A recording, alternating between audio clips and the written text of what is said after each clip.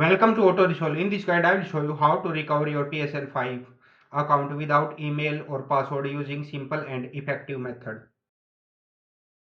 Recover PSN account without email or password. Full guide. Step 1. Go to the PlayStation login page and click Trouble signing in. Step 2. Select Reset your password. Step 3. Choose Use phone number if you added one earlier. Step 4. Enter your phone number, receive verification code, confirm. Step 5. Set a new password and log in. If you don't have phone number access, Step 6. Visit PlayStation support website. Step 7.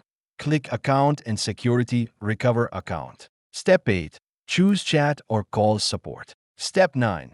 Provide proof.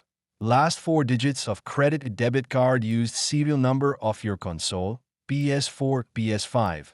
Recent transaction details. Step 10. Support will verify your identity and help you recover the account or update your email.